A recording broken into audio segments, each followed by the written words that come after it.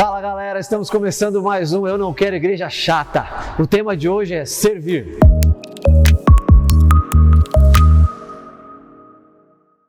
A palavra de Deus nos mostra que nós somos corpo, alma e espírito. E nós precisamos servir a Deus com todo o nosso corpo, alma e espírito. E também servir aos irmãos, como uma expressão do nosso serviço ao Senhor.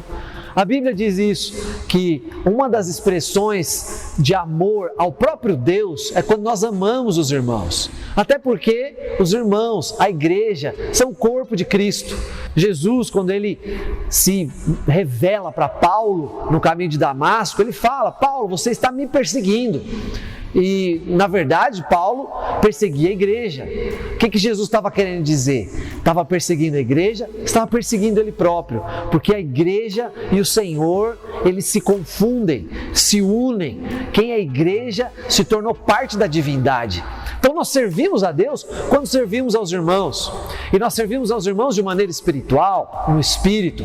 Servimos aos irmãos com orações. Nós servimos aos irmãos liberando palavra de Deus sobre a vida deles. Mas hoje eu quero falar para você sobre o corpo.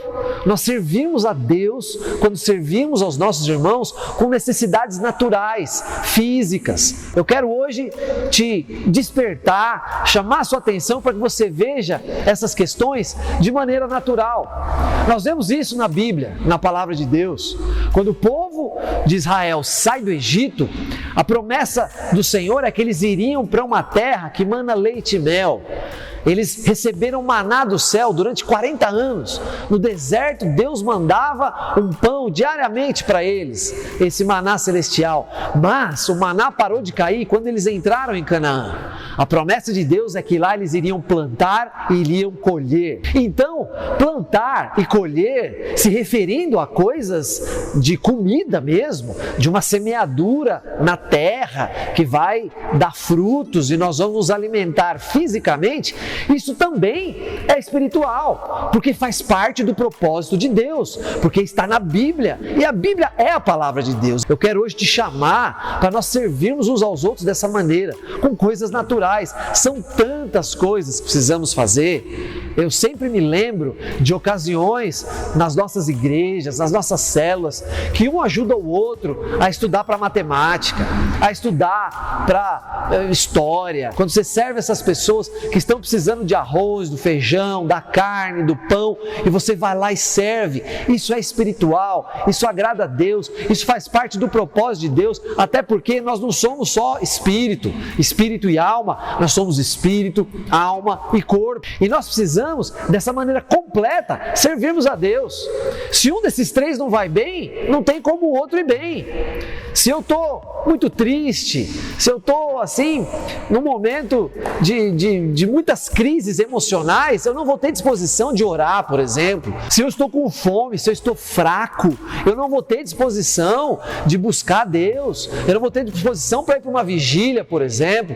Você percebe que essas três coisas estão entrelaçadas, não tem como a gente tirar um do outro, e nós precisamos ter um coração para servir aos irmãos nessas coisas, entre aspas, naturais. E olha, eu quero compartilhar com você também, para que você enxergue a igreja não de maneira institucional. No tempo de Jesus, igreja não era uma instituição, não tinha um CNPJ registrado em cartório. Igreja eram as pessoas que se reuniam.